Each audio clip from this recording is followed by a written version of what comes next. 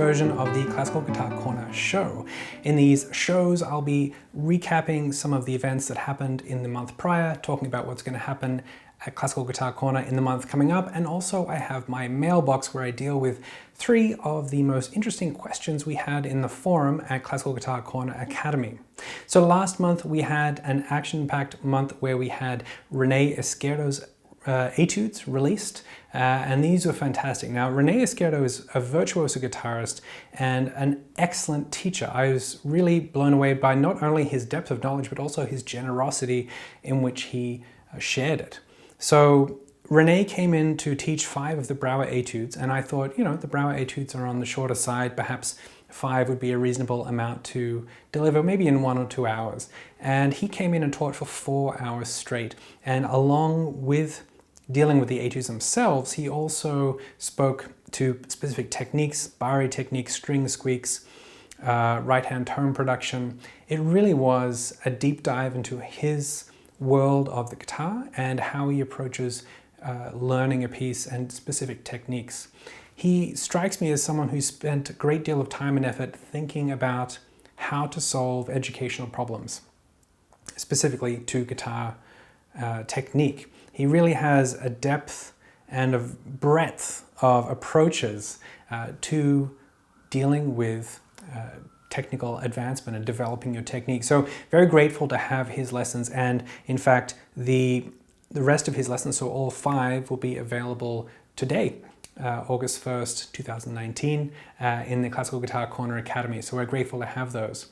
In addition to that, we just had Andrew York come in to record his masterclass for Classical Guitar Corner Academy, and we're very excited to launch those in the coming months.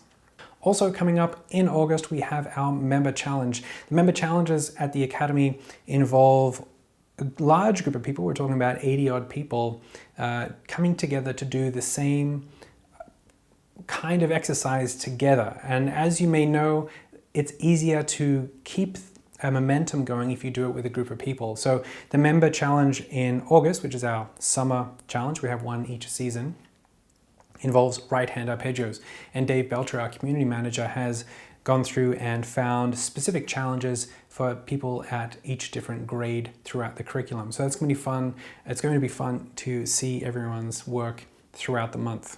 Just last week, we had the opportunity to go on a company retreat, the first one that we've ever had, with our community manager, Dave Belcher, and also our general manager, Nikki Tedesco. And we spent 3 full days working where we planned out our production schedule for the coming year, what we're going to provide for the Academy members, what we're going to provide for the public, guest masterclasses, books we're going to publish. It really is very exciting, and I'm excited to bring a lot of those things to life over the next year. One of the little fun things we did at the end was just grab a couple of videos where we got to introduce ourselves to potential new members coming in, or even the public. So I wanted to share a couple of those videos with you now. Hi, my name is Dave Belcher. I'm the community manager at Classical Guitar Corner. I'm very active in the forums and in the email, so you may have already gotten an email from me. If you ever have a question or a problem or a technical issue, you shoot me an email, you'll get a pretty fast response from me. I've been very passionate about guitar for the last 20 years or so, and I was lucky enough to be asked by Simon to come work at CGC. And so I've been doing this for about 3 years now, and it's become a full-time gig. And I love this community, and I love engaging with each of you. So if you have a problem that you need help with, including anything with the site or just in your guitar journey, you can always email me at support@classicalguitarcorner.com. You'll see me kicking around in the teaching as well. I help to lead one of the coaching sessions each Saturday, and with the grade exam submissions in the fall and in the spring as well. So I hope that I can hear from you soon. If you haven't yet, then go straight to the forum and put up an introduce yourself post to introduce yourself to the rest of the forum, and you get a very warm welcome and greeting from everyone, including myself. Thanks and take care. Ciao a tutti! Hola a todos. Hi. Hi. Let me concentrate. Hi, I'm Nikki, and I'm a guitarist. I came to the US in 2017 for my master at Yale School of Music, and then I got the opportunity to find and be part of this beautiful family of Classical Guitar Corner. I am now general manager. So I get to help with the organization of the school, the events, and I'm also very lucky to be a teacher and to see and help our members to improve their guitar skills, their repertoire, and their passion in classical guitar. If you need to contact me, if you want to ask me anything, and if you need my help, you can contact me at Nikki, Niki, at classicalguitarcorner.com, and I'm looking forward to receive your emails. And in addition to Dave and Nikki, we actually got to say hi to our podcast host, Roger Ramirez, and he does the members podcast for the Classical Guitar Corner Academy. And here is Roger. Hi, my name is Roger Ramirez, and I'm the host of the Classical Guitar Corner Academy Members Podcast. Yes, that is a mouthful. I've been a member at CGC for about 3 years now, and I'm very passionate about this education and about the teachings that go on with Simon and Dave and Nikki. I've been to the summer school a few years now, and I thought it would be really great to have a way to meet other members and hear about their stories and what they're up to in their journey with the classical guitar. So join me. The podcast comes out every couple of weeks on Wednesday. Join me and hear what's going on with you. So now let's dive into the mailbox, which is my opportunity to talk about and share ideas on 3 of the most thought-provoking topics that came up in the Academy Forum this month.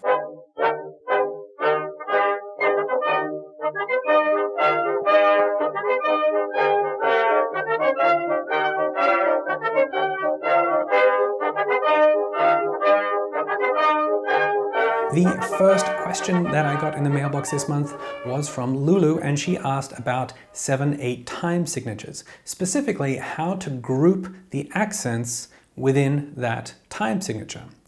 A funny thing that the human ear does, I guess the human mind does, when it hears regular rhythms, is it tends to group them just by default. Good examples might be as you're driving along the highway and there are seams in the concrete, drips of a tap, or perhaps even the regular rhythm that a train makes as it's going over all the dividers, all the sleepers in the rail itself.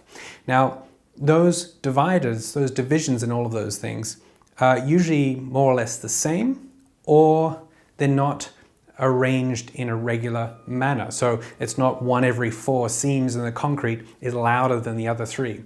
Rather, our ear tends to group them. So if we think of a train, chaka, chaka, chaka, chaka, chaka, chaka, chaka, chaka, we're grouping them into groups of 4 in that instance. And you can actually play a little mind game with yourself if you have a rhythm like that, even if you just turn on the metronome with regular pulses, and you can choose to start hearing it differently. In the context of 7/8, what we have is 7/8 notes. So remember, with the time signature, we have the top number is how many beats, and the bottom number is what type of beat. So 7/8 is 7/8 notes. And within that, we have 1, 2, 3, 4, 5, 6, 7. The most common groupings would be 1, 2, 3, and then 4, 5, 6, 7. And instead of counting all the way through to 7, we would say 1, 2, 3, 1, 2, 3, 4. So that would sound like this. 1, 2, 3, 1, 2, 3, 4. 1, 2, 3, 1, 2, 3, 4. So there we have 2 groupings, first of 3 and then of 4. Of course, we could flip that around and go 1, 2, 3, 4, 1, 2, 3. 1, 2, 3, 4, 1, 2, 3. 1, 2, 3, 4, 1, 2, 3. We could even divide the 4 into smaller chunks and have 2, 2, 3. 1, 2, 1, 2, 1, 2, 3. 1, 2, 1, 2, 1, 2, 3. 1, 2, 1, 2, 1, 2, 3. Or we could have 3, 2, 2. 1, 2, 3, 1, 2, 1, 2. 1, 2, 3, 1, 2, 1, 2. We could potentially also have, this is a bit unusual, I don't think I've ever seen this. 1, 2, 1, 2, 3, 1, 2. 1, 2, 1, 2, 3, 1, 2. So you can see you really have a lot of variation, especially in some of these asymmetrical time signatures, ones that aren't evenly divided. The key to understanding where to put these groupings, these accents of the groupings, should be in the beaming of those notes. If you have 8th notes running throughout that measure, it would be unlikely to see one whole set of 8th notes, 7/8 notes, with one long beam across the top of their tails. Rather, you'll probably see 3 eighth notes and then a beam to group them together, and then another 4 with a beam across those 4. And that indicates 1, 2, 3, 1, 2, 3, 4, 1, 2, 3, 1, 2, 3, 4. If it were a group of 3 again, and then groups of 2 and 2, we just see the beams once again grouping 2 notes and 2 notes at the end. 1, 2, 3, 1, 2, 1, 2, 1, 2, 3, 1, 2, 1, 2. And with this kind of shorthand, we can visually grasp the groupings even if they're changing. So again, these are fun time signatures to play in, and I think also to compose in. So you could have things like 1, 2, 3, 1, 2, 3, 4, 1, 2, 1, 2, 1, 2, 3, 1, 2, 1, 2, 1, 2, 3, 1, 2, 3, 4, 1, 2, 3. And you can really start to get some interesting grooves. Similar time signatures to this, we've got 7/8, which we just covered, 5/8, 1, 2, 3, 1, 2, 1, 2, 3, 1, 2. There is 11/8, and all of these are obviously odd numbers, so they're going to have that lovely imbalance of the rhythm there that makes them so fun to play. So hopefully that answers your question, Lulu, about how to group and accent. Where do you put the accent in the 7/8 time signature?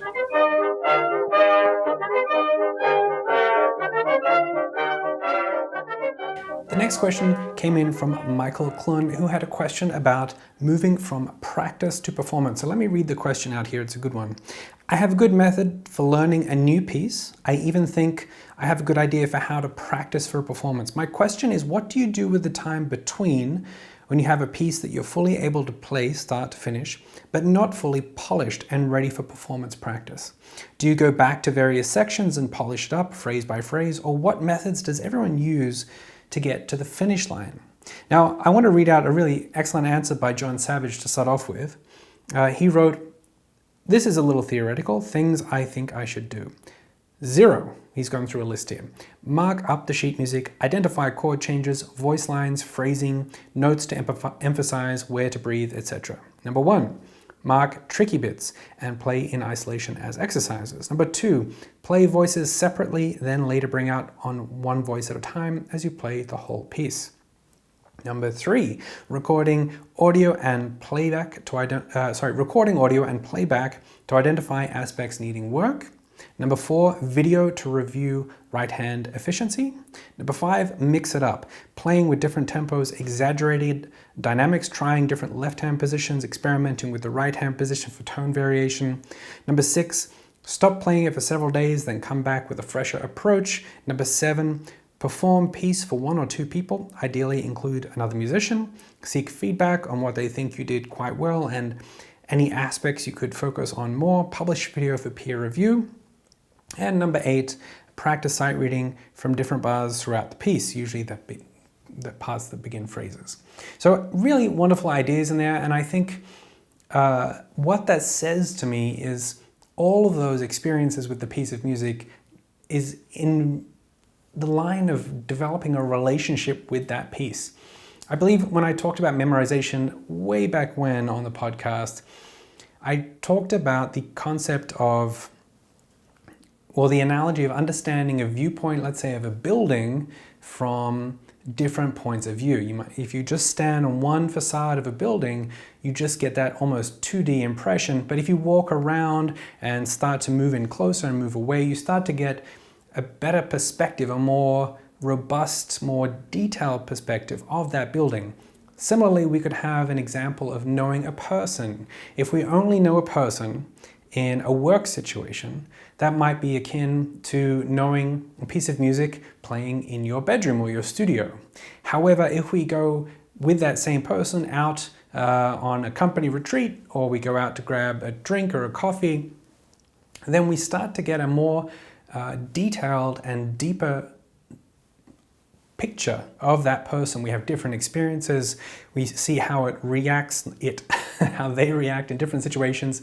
And you can see that the parallels to a piece of music are quite similar. So we can experience a piece of music in a performance setting, in a recording setting, starting from different places in the score, an analysis point of view, memorizing it, leaving it for a year, coming back to it. All of these things really develop a relationship with the piece of music over a period of time. And I don't think that anything can replace this. What can speed it up, however, is just taking steps to get that more detailed relationship, more detailed perspective of the piece.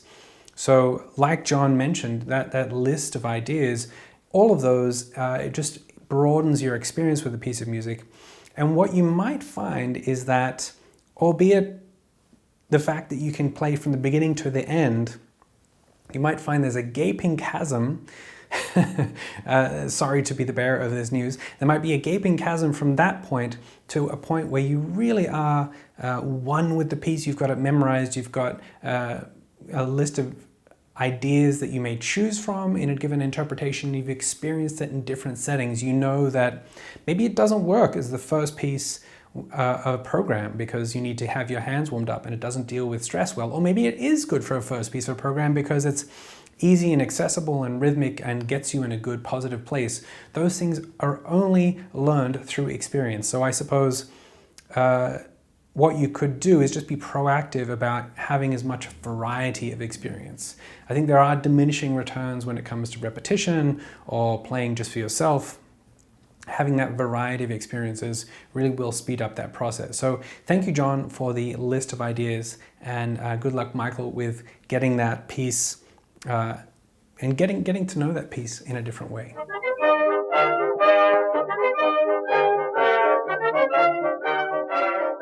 This month there was a particularly interesting question that came in by Scott Brandenburg, and let me read it out. It's about criticism, providing constructive criticism. So I'm going to chop up this a little bit. One of my favorite parts of Classical Guitar Corner Academy is all of the positive feedback given by the members to the members. Sounds like Roger's podcast. This is such a positive and supportive community, and I think it's fantastic to have so many people cheering each other on. I know I really do appreciate all of the positive comments that I receive. I know I also really appreciate it when someone takes the time and has the courage to point out a deficiency in my playing. I can say for sure that my playing is better as a result of some of the criticism I've received from many of you. And so then he sort of passes out the question here. Number one, do you like to receive constructive criticism from other members? Are there certain posts where you like to receive feedback, and maybe in the progress journal, and others where you prefer not to receive constructive feedback? Are you comfortable giving constructive criticism, or do you only stick with positive messaging? Giving criticism is difficult because the person receiving it may be taken aback, and there's also a potential for offending someone and violating the positivity of our community. On the other hand, giving criticism can also be fantastic because it shows that you care enough to take that difficult step and point out an issue. And number three, would you be more open to giving constructive criticism if someone explicitly asked for it in their post? I know I've requested feedback in previous posts, and I've seen others do the same. We all have different levels of acceptance of criticism, and maybe explicitly asking for criticism is a signal that we would appreciate the help.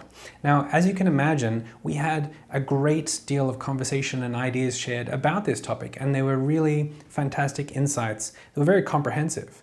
And I think it's a particularly interesting concept, especially with online education. The one thing I would like to add, and rather reiterate because this kind of idea was brought up, is I'd like to add the word thoughtful into the mix.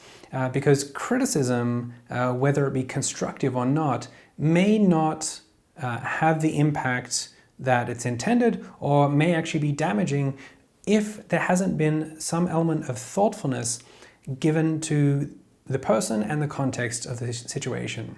So let me give some examples. Let's say that someone has taken the leap, and this is many of the members on the Academy know this, that the very first video that you post is not only a technical challenge to overcome, but it's also an emotional leap to put yourself out there, to trust the community that they will be supportive and embrace your efforts and applaud you for that effort. So just jumping in the deep end there with making that video and putting yourself out there is to be applauded, is to be congratulated and supported in and of itself. If that first video is then met with, even if it's only a couple of points of criticism or pointing things out, that may have a negative effect on the person wanting to contribute once again in the forum. Up till now, we've just had such a positive reaction when people put themselves out there. We really appreciate it. And so this is a good example of where if we understood that it was the person's first time to put up a video, being thoughtful and empathetic and considerate of that fact, we probably wouldn't point out that maybe they have this going on that needs work, or maybe they have that that's going on. We simply would acknowledge that they've made an amazing effort to get that video up there, and we'd love to hear more. So that's one example. Perhaps another example might be someone that came from another style, or perhaps has not been working with a guide for many years and has some particularly distinct playing styles or habits that they are aware of, but these habits take a while to change. You know, examples might be if you're a steel string player and you happen to have a flat right-hand wrist, or your thumb pokes up over the left hand, and we're trying to adapt to a classical technique, that just takes time. Pointing that out over and over again may not be the most considerate or thoughtful thing to do, because it's not new information, and it's just sort of, you know, maybe a little bit of a niggling pressure point that they know that information already, and they'd rather not have people pointing out every single time. So once again, being thoughtful, taking the person into consideration, taking their process into consideration, and the context of the video, and maybe the reason they put up the video, again, is worth taking some time just to consider that and be thoughtful about that. Then, if you still think that constructive criticism is worthwhile, then by all means go ahead. But that thoughtfulness is really going to be the helpful factor in this process. Here's another one that's came up, and that is the idea that a beginner maybe feels unqualified to offer their thoughts or constructive criticism to someone who's more advanced. This is an interesting one in the context of adult education, which is what we do at the Academy, because as adults, we've actually had quite a lot of experience and exposure to music throughout our lives. And just because we can't play the classical guitar to a very high level technically, we actually might have quite a deal of musical knowledge and instinct and experience through just our lives as we've gone through them. So we actually might be very good at offering insights or observations about phrasing, or about dynamics and contrast, or about performance practice. So in that case, it might be really lovely to offer your experienced observations and thoughts and feedback on those aspects. Maybe you're experienced in another instrument, or maybe you're experienced at public speaking or acting, and therefore you have a background in performance. All of these things are valid skill sets that you could offer, even though you might be a beginner classical guitarist. So once again, just the thought of, in this case actually, it's more about what you have to offer as opposed to completely putting yourself on the sideline because you haven't reached a certain level of proficiency on the instrument. So there's a couple of examples there, and as you can imagine, these examples just keep on being quite specific, and that's why thoughtfulness, empathy is so crucial in this process, because each person and each situation needs to be considered individually. The last thing I'll say is that the real virtue and value of a guide, a teacher with a student, especially ones that have relationships over periods of time, is that not only do we understand the context that someone's in terms of where they are on their journey, we also develop a relationship with this person, so we understand what kind of language makes an impact when delivering information. The information itself is usually not as valuable as how it is delivered, because it's easy to point something out, but maybe that student doesn't like that particularly direct way of receiving information. Maybe they'd like to receive it in a more positive, encouraging way, or a contextual way, or the use of analogy, or examples of other people, as opposed to just saying, you did this and it's wrong. The other thing I could mention as an example of another specific situation is, if you are a beginner, maybe you're going to identify something that is pertinent to your world. An example would be alternation of right-hand fingers. You know, as a beginner, we try to have a regular alternation of right-hand fingers, and that is used to avoid tension in the hands, and also to develop good habits that we can rely on later on. However, in more advanced pieces and more advanced situations, we will often find ourselves having exceptions to that rule where we repeat fingers freely and consciously. And because we're conscious of it and we're doing it for a reason, perhaps for tone consistency, then it's completely fine. So there's an example there of someone who doesn't understand the worldview, the experience, and where they are on their road map of the other person. And that really is, as I said, the virtue of an experienced teacher. Not only can they develop relationships with people over time and understand perhaps best how to communicate with someone, but also they've experienced people on that journey over time. And if you have a teacher with 5 decades of experience, they've probably seen many versions of the same experience, and they've learned ways to deal with it, to communicate, to see how we can move around an obstacle, or indeed turn an obstacle into an opportunity.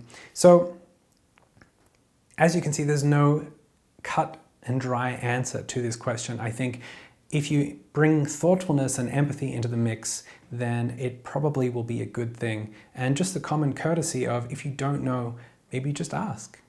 So thank you, Scott Brandenburg, for that question. It really was a thought-provoking question. Thanks so much, everyone. I hope you enjoyed this show, and I will see you next month. Bye. The Classical Guitar Corner Academy is a wonderful place to learn and study classical guitar. More than that, we have a structured curriculum and an incredibly supportive community to work alongside you as you reach your goals. If you'd like to find out more about Classical Guitar Corner, you can go to classicalguitarcorner.com and you'll be able to find all sorts of information about the Academy and the team right there on the website. Thanks, and I'll see you soon. Bye.